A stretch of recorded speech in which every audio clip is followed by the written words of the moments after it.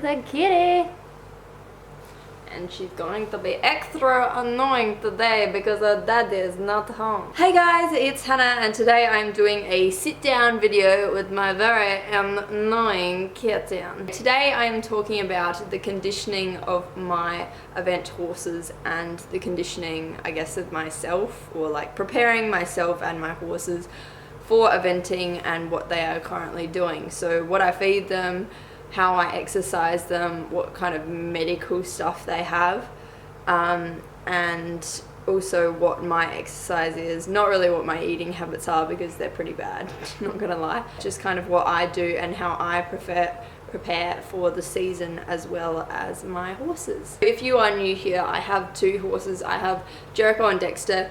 Jericho is a seasoned eventer, I guess. He is at pre-novice level, which is the equivalent of prelim kind of in the US, and in the UK I'm not actually sure, but it's 105 centimeters, 500 meters per minute. For Jericho, I got him in 2012, late 2012. I started eventing him in 2014. I haven't really started to have to look after what he does and the specific amount of exercise he does until now, because pre-novice level is it's quite fast in Australia. It's actually a lot faster than in the US. I think it's kind of equivalent to the UK for this like height level. But yeah, it is very fast in Australia. So I do have to work him in a specific way, especially when like leading up to his first event, because each event we go to makes him a lot fitter. So when he's in the middle of the eventing season, I don't have to work quite as hard to keep him in good fitness, but before that I do.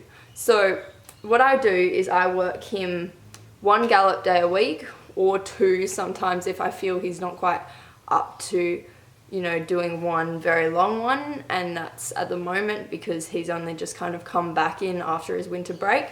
So he has 1 day gallop day a week.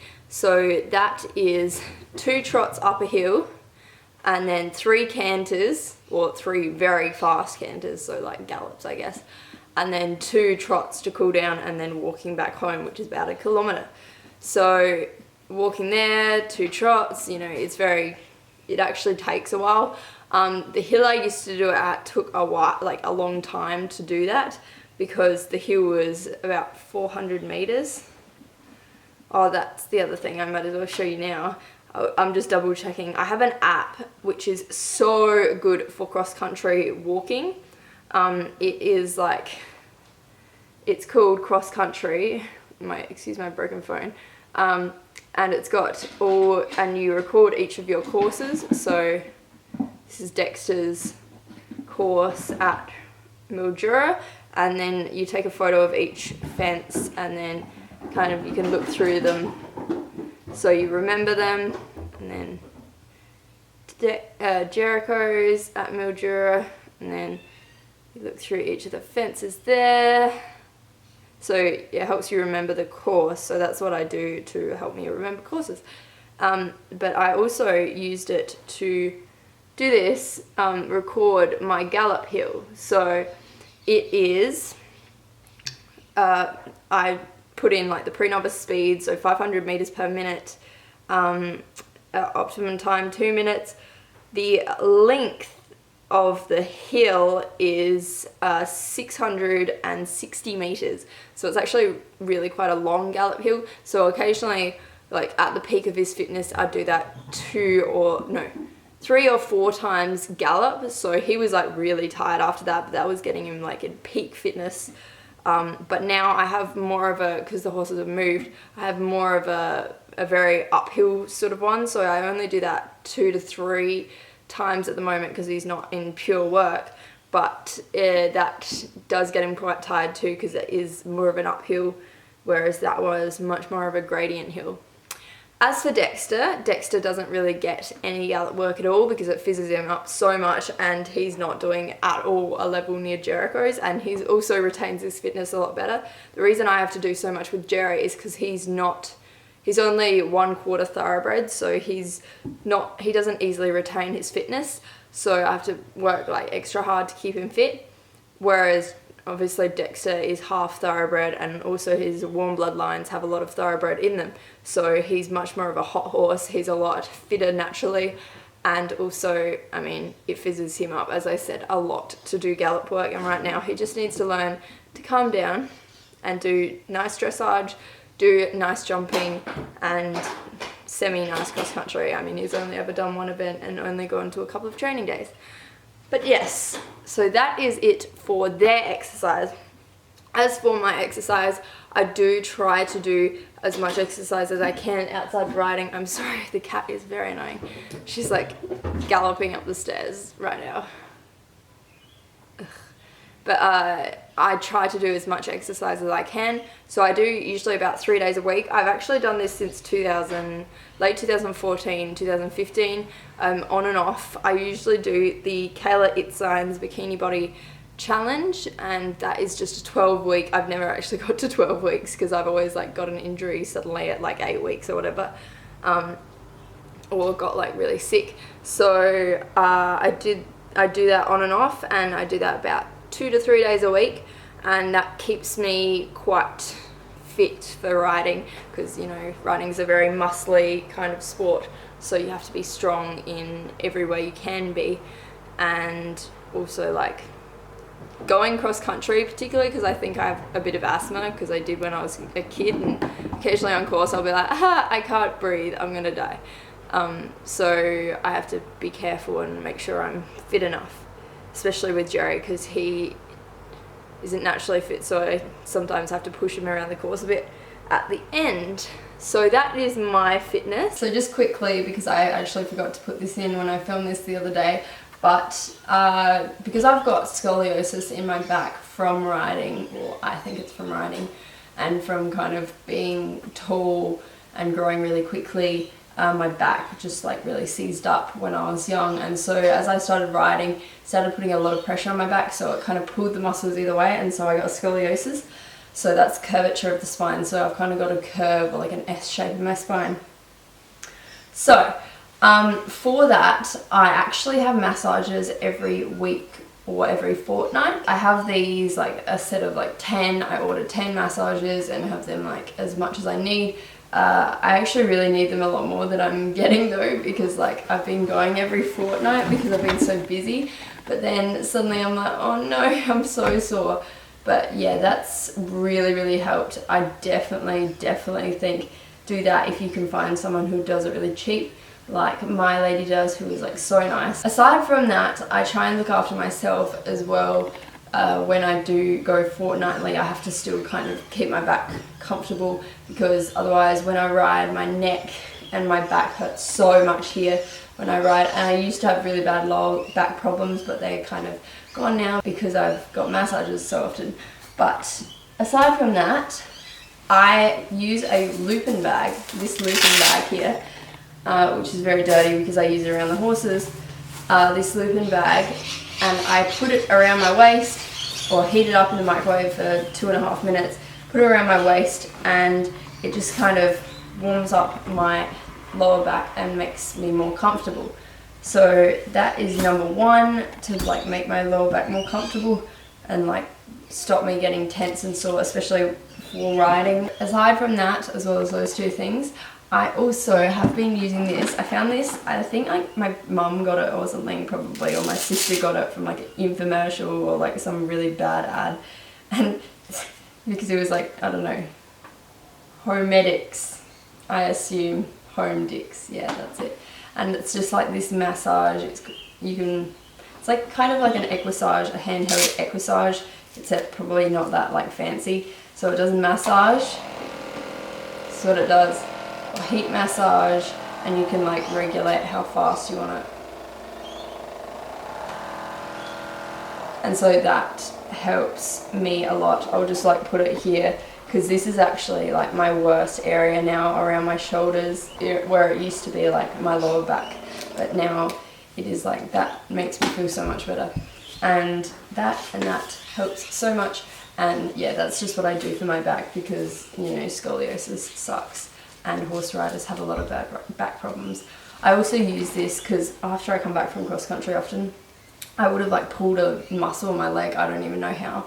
I've like done that for the last 2 times I've done cross country, so I'll put this like on my sore leg for the next like week or 2 weeks after, and it makes it feel so much better. So yeah, just thought I did that. Next thing is health. So both the horses get a chiropractor. Jerry gets it about every 6 months. He just has he gets very tense in the pole because of how he's built, how his conformation is. So we get the chiropractor to just like go down, make sure everything's fine, his back's okay, and his pole is fine. He's just got a very short neck, a very long back, so he's just not ideally built. But he is like pretty well built for like, we think he was a meat bred horse, so he was gonna just go straight to slaughter. So yeah, he's pretty well built for that. But yes, so we have her every 6 months, or a physio. I haven't actually tried a chiropractor, but I am going to start giving Jerry a chiropractic treatment now, because Dexter has just had one, and Dexter has to have it every 6 weeks because his pelvis is displaced. So his spine's like this, one of the sides is like this, so it's like kind of the bone has jutted up. So he needs like a chiropractor to just like really pull his tail, like realign everything, take the pressure off his shoulders, which he likes putting it on, take his pressure off the specific places, and then he's just about to have another treatment because he had 6 weeks. I think it's been about 7 or 8 weeks now since his last treatment, and so his muscle in his bum has like been growing, because it takes 6 weeks for muscle to grow, so that's been growing gradually, and now he is having another treatment soon. And back to Jerry. So that is Dexter's only problem. But Jerry has a bit of arthritis. Now this is very, very, very common for event horses as they get up the levels, because you know, you just have to do so much work. So he's got a tiny bit. You can't even, unless you're a very like, you have a very trained eye, you're a vet or whatever else, I can notice it a tiny bit, but you can notice when he trots up a tiny bit of lameness on his right hind, I think, or just in his hocks. So because of this, we have him on Pentasan, which you do 4 rounds every week. So 4 weeks you inject him every week, and then after that every month. And for the months he's out, I skip them because it's kind of an expensive shot.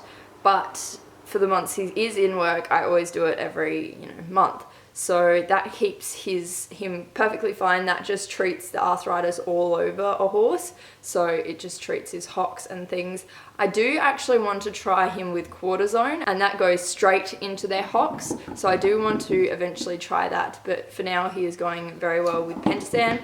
As I say, every horse pretty much at 2 or 4 star level will have that bit of lameness, because it's like every athlete.